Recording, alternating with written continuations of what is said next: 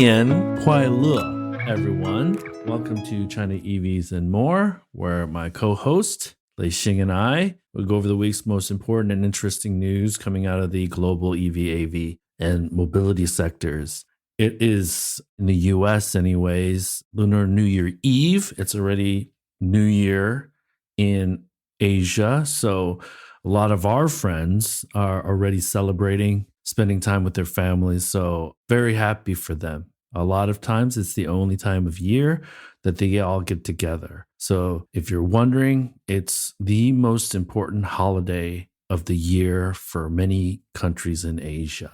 What Lei and I discussed today is based on our opinions and should not be taken as investment advice. For those that are new to the show, welcome. And to our loyal listeners, welcome back.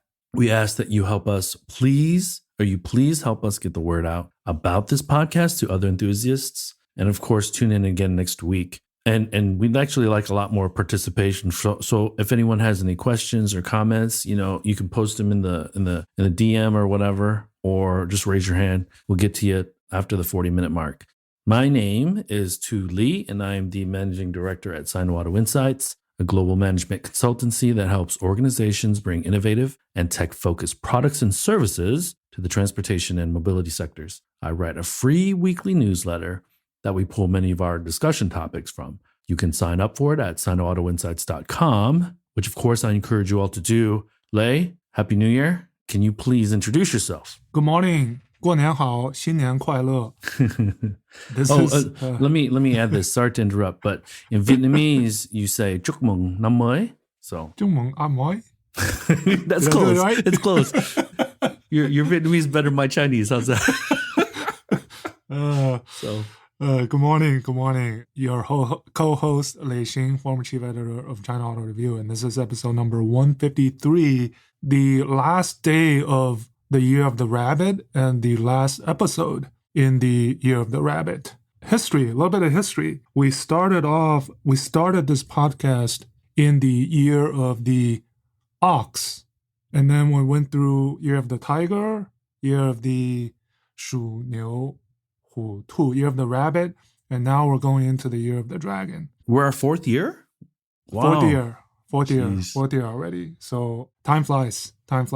So this morning, we talked a little bit about this Lunar New Year celebrations. This morning after waking up, what I've been doing is responding to these messages and hongbaos. So it took me quite some time just to reply these messages, right? I'm sure you did as well. That's the kind of the custom.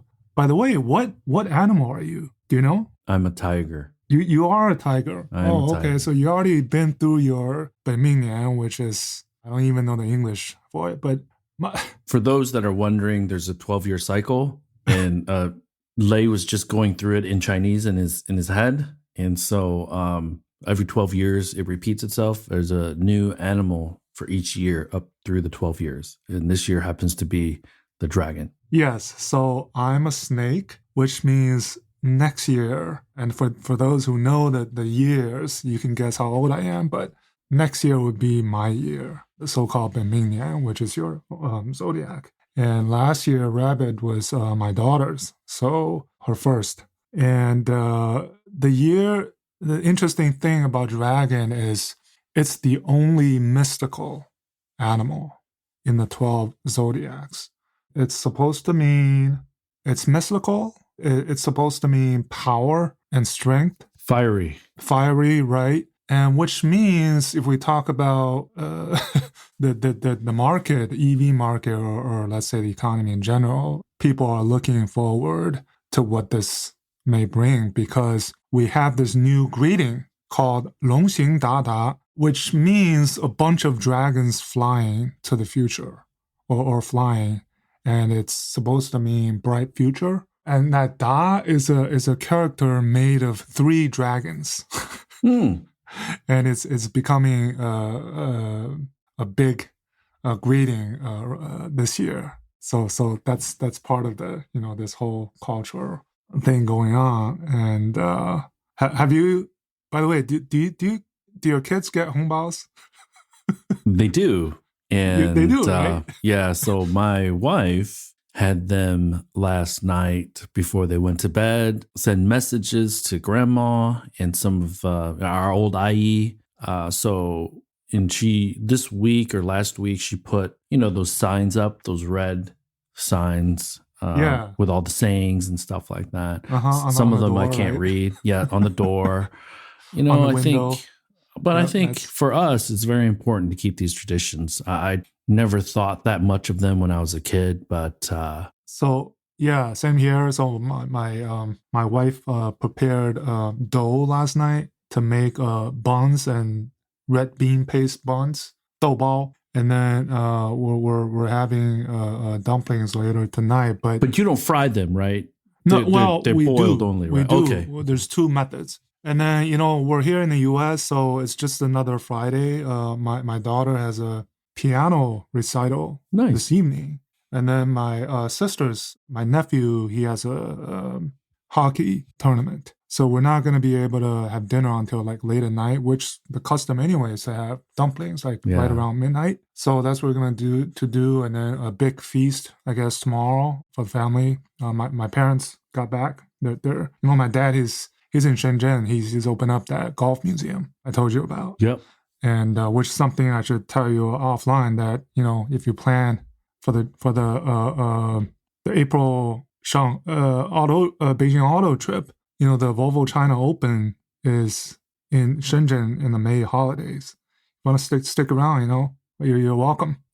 Yeah. Get tickets. Yeah. Nice. So think about it. Okay. But all right, we so we talk enough about the Chinese New Year stuff. Actually, one thing that I do want to also mention really quickly, and we can edit this out of the podcast, but sure. I remember my first year celebrating Chinese New Year in China, and this was before all the regs or the restrictions about how you couldn't light fireworks. Fireworks in the city center. So the first you time, still can't. Yeah, in Beijing at least. The first year I was there on Third Ring Road at around 11 o'clock. We're driving home after being at grandma's watching the CCTV gala. It was like a war zone. There were people on the highway with huge boxes. I'm talking like almost the size of pallets. And they were real fireworks that exploded in the air. And they were right next to these huge tall buildings. And so they've stopped doing that, the restrictions now, because in Beijing anyways, they're next to the CCTV tower. There was supposed to be a Mandarin Oriental hotel that was being built. And it went up in flames because of some fireworks. So those were the days. Now you have to go at least an hour and a half, 2 hours outside of city center in order to be able to light those types of fireworks. But man, it was kind of crazy back then. The air quality would go up past the what do you call it? The threshold. Yeah, it was like 400 or 500, but that's a normal day in Beijing sometimes, anyways, right? So, but I mean, we all loved it, right? Good times. And Evie Adam, yes, I'm 4 years old. You are absolutely right. No, but let's get to the business of the day. So yeah, I guess the big headlines this week, I think that there are a few. So one, some more January sales numbers, and then GM's big moves on the cathode material side and hiring of, what's his name? Kurt Kelty from Tesla. That new document, opinions, announced by China on the NEV exports trade cooperation, which I thought was quite interesting at this point in time. And then I think those were the big headlines. I think it's important to note that there's a lot going on behind the scenes from the Chinese government working through foreign governments to try to smooth out some of the relationships so that the Chinese EV brands have a clearer path to market entry in some of these foreign countries. Now, that's their hope.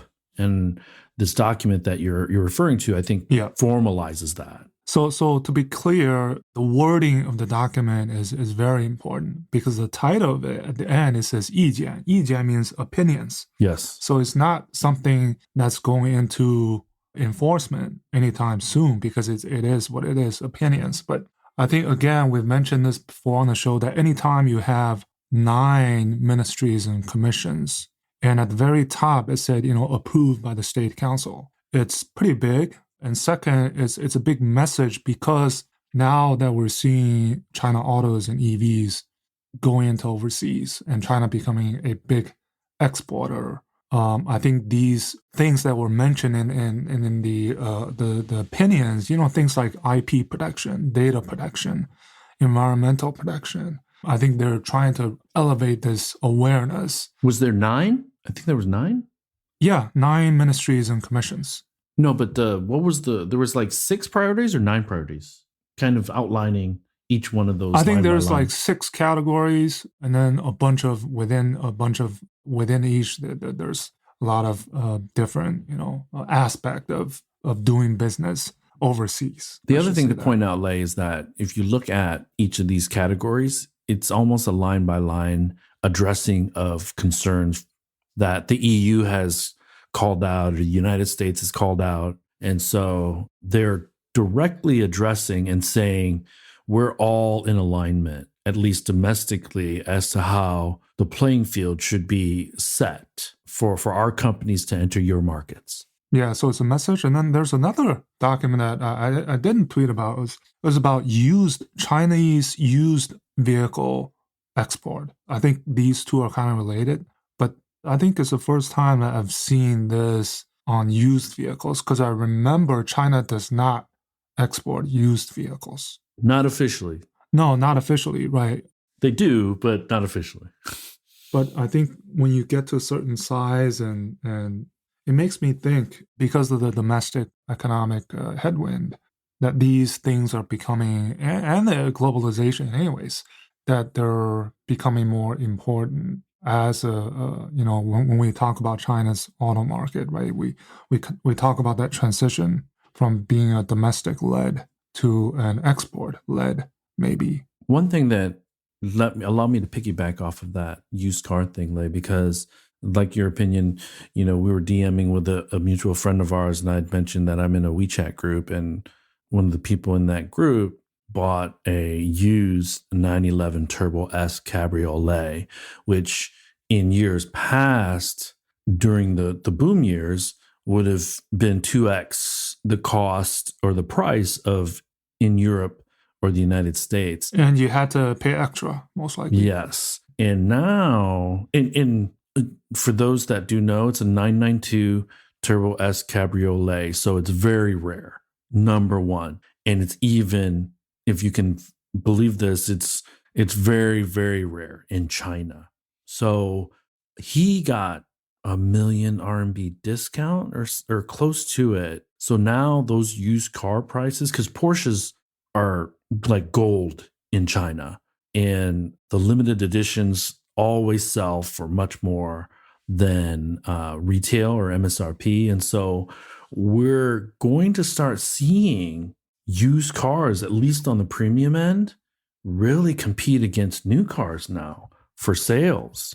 And there's a number of used cars that are terrific. And I can't afford that 911, but he was, everybody was like, man, what a great deal. What a great deal. I've never seen that, blah, blah, blah. So if Porsches are getting, and this is the crazy thing, they're not really discounted, but they are in a way. So, and for those that know Porsche and know 911, these Turbo S Cabriolets there aren't many of them around the world. And this one had less than 10,000 kilometers on it. So, I think, so going back to the document, it's a message. It's a message also, I think, of China saying, all right, so we are becoming a top exporter, auto export, and we're going to try to do this the right way. And we just saw another ship. I think someone tweeted a ship of BYDs headed out. So that's basically going to be their growth engine in 2024, or a decent part of it. Yeah, so going to the sales, I think we talked about export share in January at least, I think was a little bit higher than last year's average. So it's something to look closely watch this year, how much of the sales numbers are indeed exported. So last year was close to 5 million, according to CAAM. I don't know, this year, maybe 6 out of 30 million plus based on the current, trends, pretty significant. All likelihood, any way you look at it, will beat out Japan again. And Yeah. let me throw some statistics. I was a guest of Autoline again. One of the things that we wanted to talk about was the Mexico imports from China currently, and I think these numbers actually are a month or two old, so they actually might be more. 30% of all imports into Mexico are Chinese, so 3 out of every 10 cars. And we're not just talking NEVs, we're talking gasoline and ICE. Yeah. Excuse me. And 1 out of 5 vehicles sold in Mexico. Actually, I was corrected. John McElroy said 1 out of 5 vehicles. So 20% of vehicles sold in Mexico are Chinese, and 1 out of every 10 vehicles sold is a Chinese brand. So when the reason there's this difference, this discrepancy, 1 out of 5 versus 1 out of 10, because MG is not considered a Chinese brand, but the companies that are currently selling BYD, BAIC, Chang'an, Chery, MG, and Jetour, which is also a Chery brand. Jetour, Chery, yeah. GAC, Bestune. Hey, there's one brand that I'm not sure of. ARRA, Mexico. What SOE builds that? I'm not sure. I couldn't think of any. I couldn't. I've never heard of ARA. So maybe you can look at it and we can update everyone. But there's more than 10 brands that are currently selling in Mexico. And Mexico's market is 1.3 million units. So much larger than Norway's, but tiny compared to a United States or Europe or China. But that's going to be probably a pressure point between the US and Mexico in 2024. So just kind of thoughts. And Winston, saw your question. We'll circle back to it towards the end, and appreciate your patience. Yeah, so something to watch is this year, again, announcement regarding China autos, Mexico, and North America. Could be something going on there, I think. And then this will be a good, I didn't talk about, speaking of the export, right? Jim Farley's comments in the earnings call of them, Ford, having a profitable export business, ICE and EV. And I think the surprising number for Ford last year in China was not how many vehicles they sold in China, but the 100,000 vehicles exported out of China. That's a big number. And I think I love Jim's kind of his stance and strategy. I think of the US, let's say the big 3 or 4, including Tesla, besides Elon, I'd say him and Tavares are probably 2 of the most, I guess, practical, pragmatic, straight, right, of trying to understanding what they need to do and what they need not to do. Speaking of the bloodbath, the EV price war. So smart. I mean, I think. Yeah, they reconciled that China's a challenging market for them both. And they as in Ford and Stellantis are in a different position than a GM or a Volkswagen, who still have significant volume, but are bleeding really, really profusely in that market. So whereas GM and Volkswagen Group are trying to stop the bleeding, Ford and Stellantis are trying to make the best out of what the current situation they have is in that market. And where Ford is very insignificant relative to the entire market, 400,000 or 500,000 units sold last year domestically. And, you tweeted a picture of that Bronco. That's not going to really, I don't see that moving the needle from a standpoint of 20-30% increase in sales, overall sales. I think it'll be a good seller, but I don't know if it's going to rescue them. I think Ford is clearly trying hard to go to that kind of the off-roady branding of themselves. Commercial vehicles, kind of the macho, just different than what everybody else is doing, right? at least from the U.S. and the foreign automakers, that they're doing it differently. And I've been convinced, Lei, that Ford Pro is going to be a driver of growth for them, because if you peel back the layers of the onion a little bit during their earnings call, they're doing really well in Europe, and they're attaching services to those transit vehicles that they're selling. So this is a huge opportunity for them. So, but let me ask you, since we are talking about Ford, what were your thoughts on the whole Skunkworks small vehicle EV profitable? We have a team in Irvine. It's a small team of ninjas. To me, I just looked at that as a nothing burger. Why keep it a secret? Yeah. I don't know if that's what you're thinking, but Well, I think it should be critical path as opposed to like this little side hustle that they're trying to do.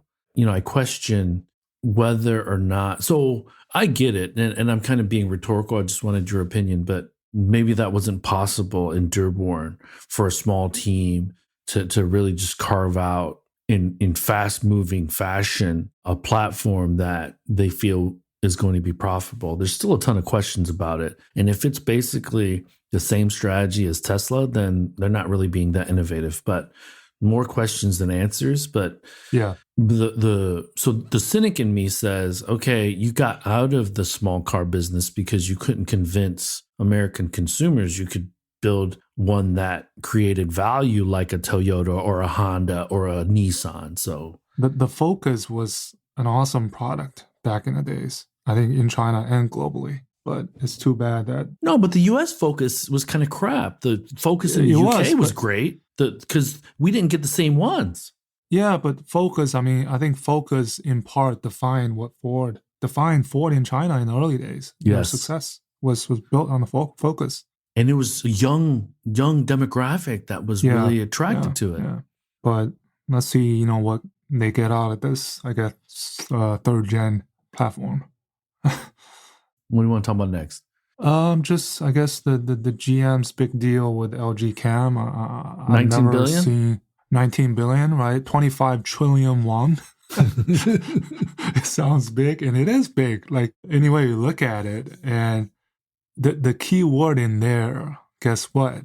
It's sourcing of materials from North America, which means trying to erase China out of that equation to meet IRA requirements. I think that was the key for this. And the guy formerly from Tesla, right? These in tandem, I think it's two big moves from GM side. They have a lot of holes to fill, a lot of bleeding that needs to stop. The whole Cruise fiasco, and Royce's response saying that we're going to get these robo-taxis on the road in 2 years. That's crazy talk. That's conceding, to me anyways. In 2 years, I'd mentioned this yesterday, FSD provides, and I read this from an analyst, or I heard this from an analyst, so I'm assuming it's close to true. FSD provides 2 million miles of data a day from Tesla users. So as Tesla continues to collect data to feed its machine learning algo, Cruise is not going to collect anything. I think they still have something in Dubai, but we're talking very few vehicles on the road.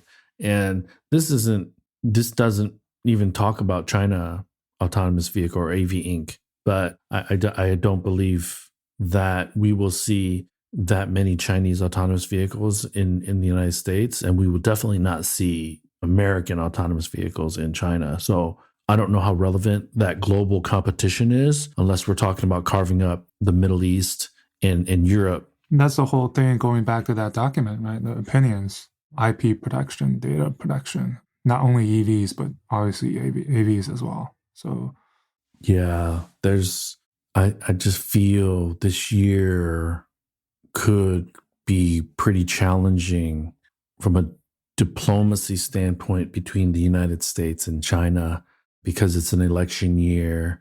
Exports are really going to be front and center.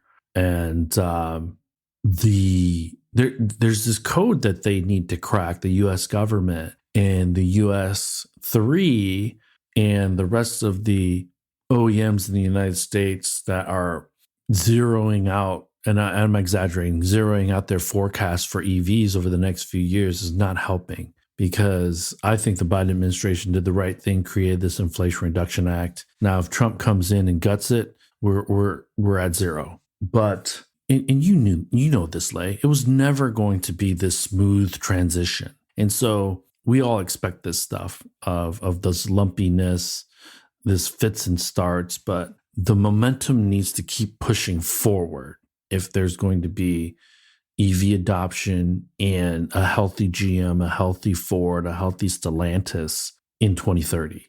So, yeah. I guess the year of the dragon is not going to be 龙行达达 for any significant of EV uptake.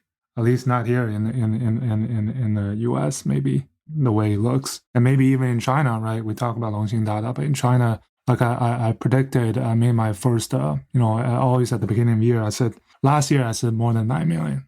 So this year I'm saying just a little bit more than 11.5, which is like around 20% growth. 20% growth sounds really, it's like nothing, right, in China terms. But you feel that it's not going to be like the years past where it's just going to have explosive growth. Yeah. Yeah, Tongi.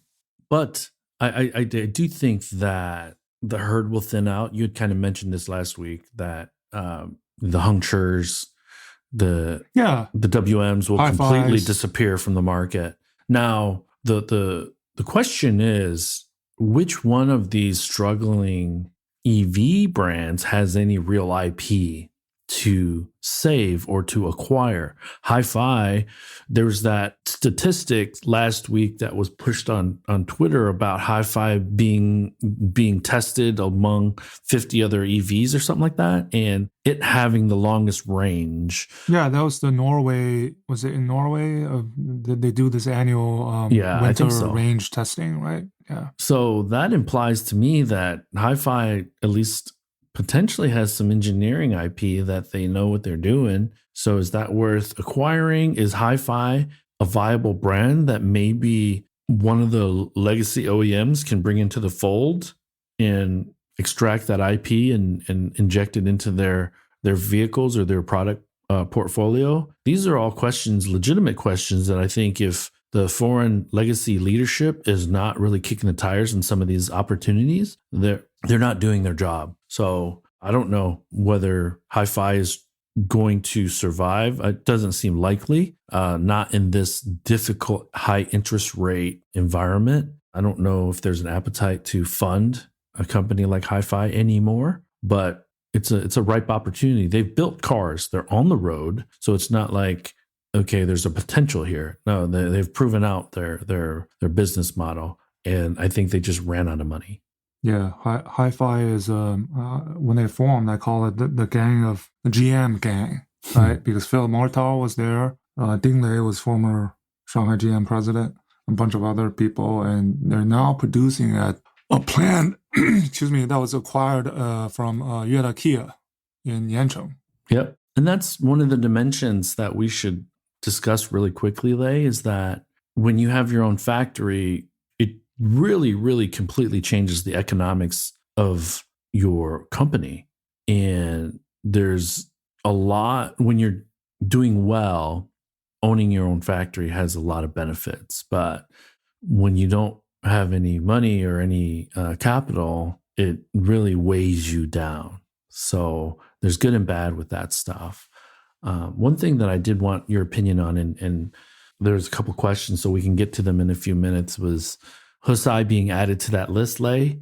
And and then Li Yifan, he came out, I think they came out with a statement, it's like BS, right? Mm-hmm. Because, so, and today actually is their 1 year anniversary of their IPO.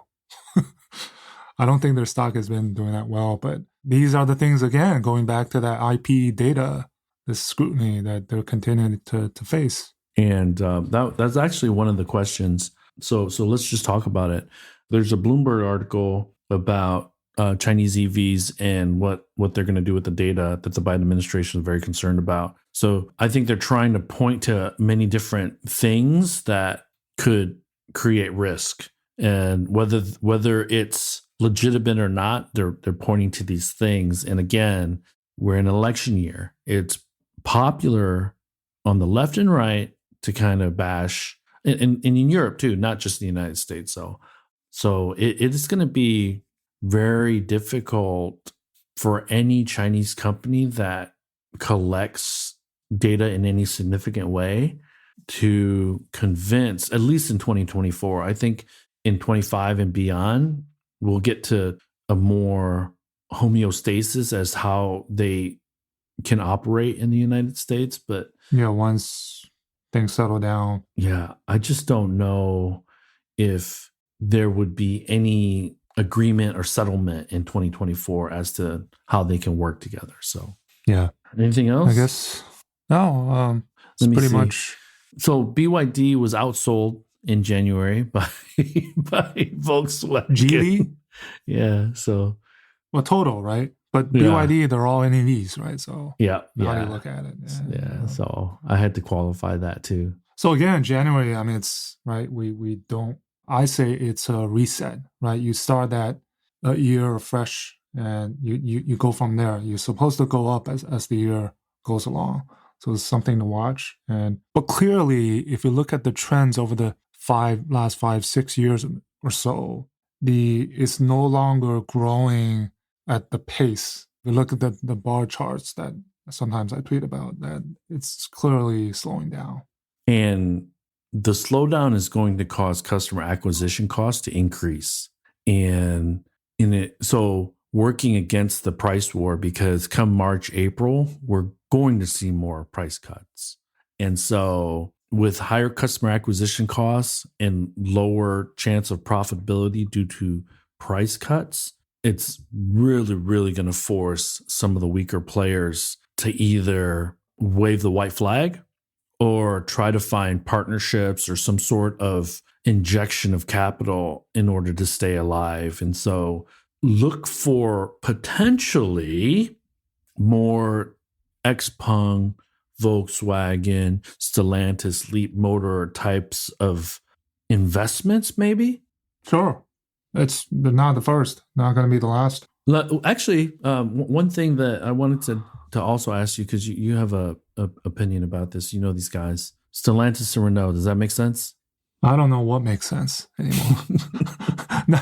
Nothing makes sense yet. They make sense. I mean, look at Ford, right? Does it make sense? It makes sense. They're not doing well in China, but they are doing well in China. Not from a volume perspective, but I think it's probably difficult because you got the Renault-Nissan alliance, which just killed the Ampere.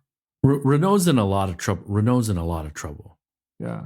Because they're French, it is really, really difficult to lay people off. I was actually told that they have to give a 2-year runway for plant closures and layoffs.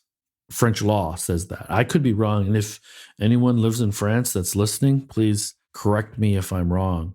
But yeah, it's just complicated. Never say never, but I'd written, Lei, that it doesn't do two things, which any major partnership should do.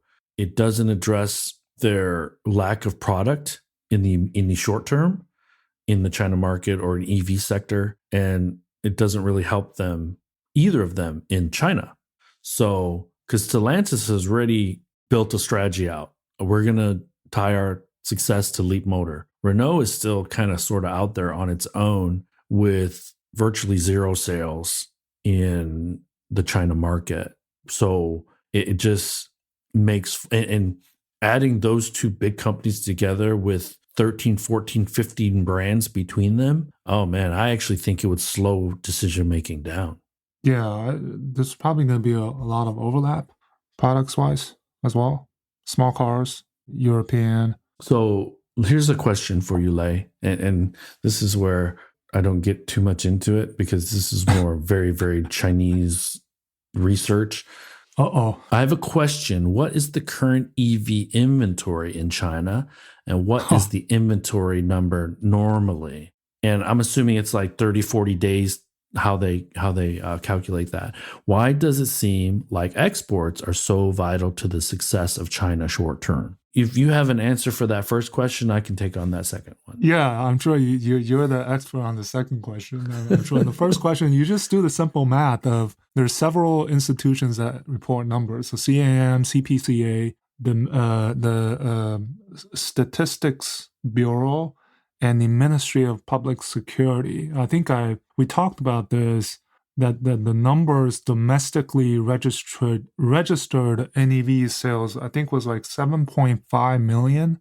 And the CAAM reported sales were 9.5 million. Now, of those 2 million difference delta, let's say half of it are exported and the other half will be the inventory. That's the simple math that we can point to. But in terms of number of days, I don't have the exact, numbers.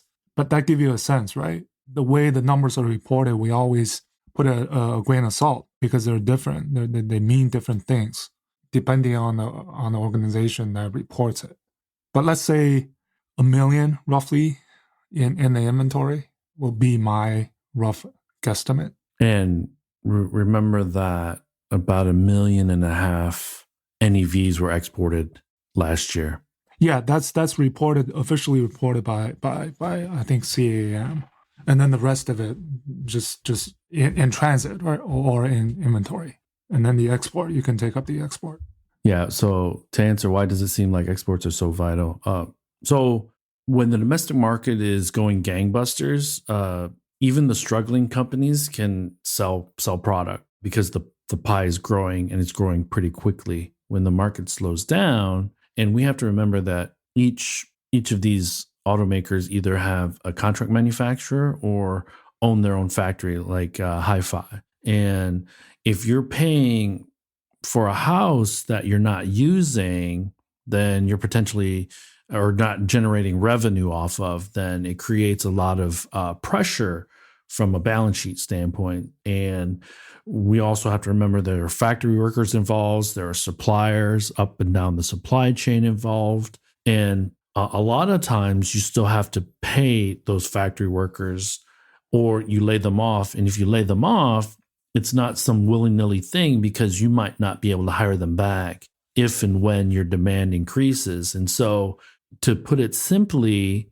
if you have a factory of 100,000 units, unless your utilization rate is at 70, 80%, you're probably losing money. And if you do that after a month, after a quarter, after 2 quarters, you're going to run out of your working capital.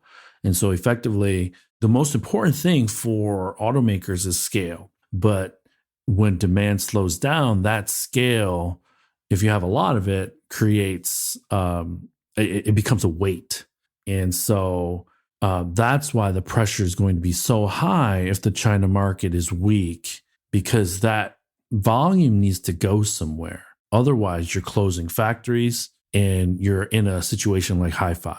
So hopefully that helps, Winston. And the other simple answer is just simply there's demand and there's availability. Yeah, that's the simplest. I made it much more complicated. Sorry. Yeah. That you're talking about it from a business operational perspective of manufacturing and the finances behind that, right? Inventory, working capital, but there's demand all over the world. There's demand for EVs.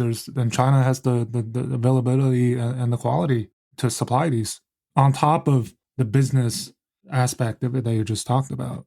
And this is actually very different for foreign automakers than SOEs. Like a Tesla, if they get up to 2 million units, they get these tax breaks from the Shanghai government or Lingang district. Yeah, and that's the other aspect of it. That's. So they have KPIs that they need to hit. If they don't hit these KPIs, those tax subsidies or that free rent or whatever they've been provided, that stuff goes away. And so Tesla really wants to time properly the expansion with the launch of that Model 2. In January, we saw that roughly half of the 70,000 were exported, right? Yep. There's also element of kind of the quarter end push for domestic and quarter beginning push for export. that kind of thing going on. But that's specific to Tesla. And so that's why I think both Lei and I believe that come late March, early April, we'll see a mad dash from some of the weaker players to really try to capture some of that sales back. Tesla could also get pretty desperate because they don't have a new product. The 3 refresh Highland wasn't great. And so I don't expect the Model Y refresh to really bring a lot more traffic into the showrooms there. So Well, it'll be interesting, right? If we look at December, I think they did over 90,000, close to 100,000, 94,000 was it total shipped out of China, including domestically and export. January was roughly 70,000. I just think they're still pretty good. Yeah. At this point in time. I mean, we're still only at 38% take rate on NEVs. So there's still a lot of new buyers out there that are open to the Tesla brand in China. Yeah, so it'll be interesting if as the year goes on, we see if all of these, for every one of these brands that we keep a close eye on, how many of them they get to actually the December levels and whether they can get there. If they can, I think we have a sigh of relief. If not, as you pointed out last episode, that maybe the need to get out the panic buttons. Yeah.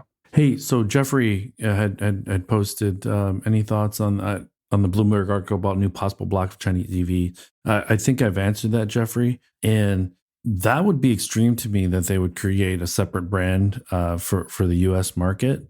It would create a whole new set of complexities. But which brand was this? NIO. He said when I spoke to NIO, they hinted that a new ground up brand in this hemisphere would be created. Oh, okay. I hadn't heard that. I haven't heard that. No, I have. I think NIO would just come in as NIO because NIO is fairly well known in the West now. So, one more question: is the central government looking for consolidation in the industry? Failure of weaker offerings? They're always looking to consolidate. Yeah. It's not up to them. It's up to the provincial governments. Yeah, it's the consolidation. It's more consolidating.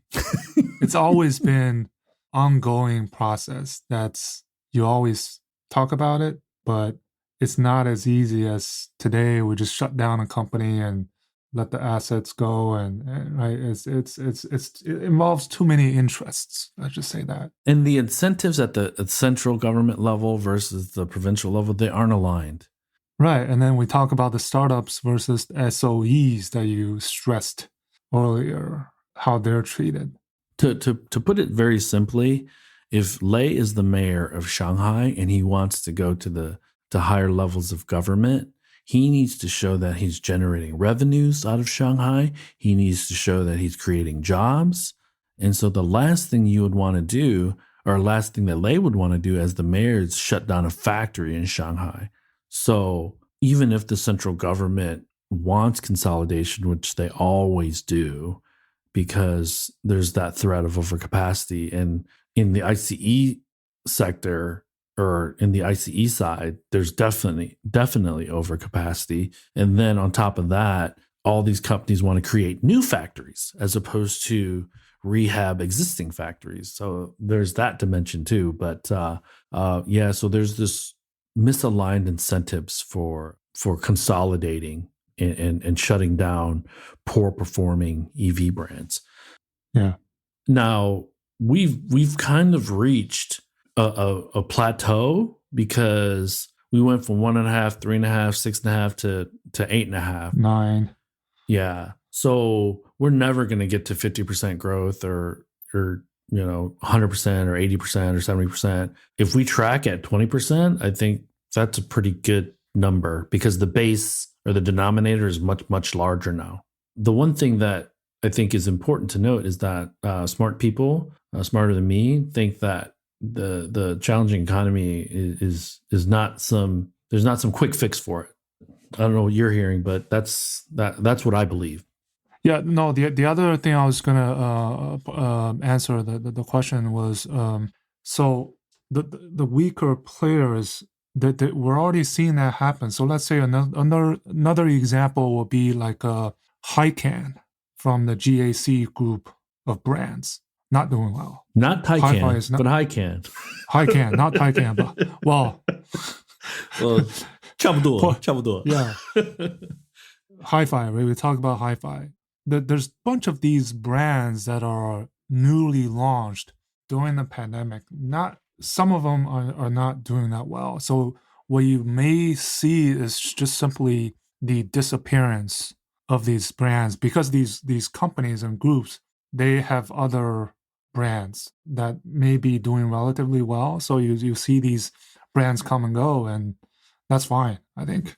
But that's the other aspect of it. Yeah, that's the thing. Modern Auto, I don't know who, because all of the other brands out of Mexico, EV Atom, are closely aligned, or not all of them, but most of them are closely aligned with SOEs. So I was wondering if Aura is a brand affiliated with one of the state-owned enterprises. So, but thanks for that. I don't have anything else, Lei. How about you? I think this was good discussion. I'm good. Gordon, come back next week, man. We'll talk more. Or the following week. Oh yeah, if we're doing housekeeping. Yes, but yeah, man, looking forward to celebrating Chinese New Year or Lunar New Year this weekend with my family. Yeah, I have to fork out $300 of hongbao because so. 2 for my nephew and niece, and then you know. Yeah, if you have a Chinese, ethnically Chinese, Vietnamese, Korean, is it Korean celebrates it? I think they do. They have a holiday like today. Yeah, New Year Eve. Please wish them a happy New Year, and thanks for listening, everyone. We will talk with you all in the Year of the Dragon. Next week we have a break. Is that correct? And then we'll be back. 我们休息. We'll be back on the 23rd.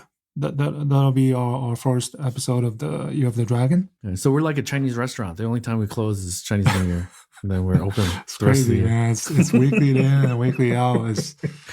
We will have a lot to talk about, probably.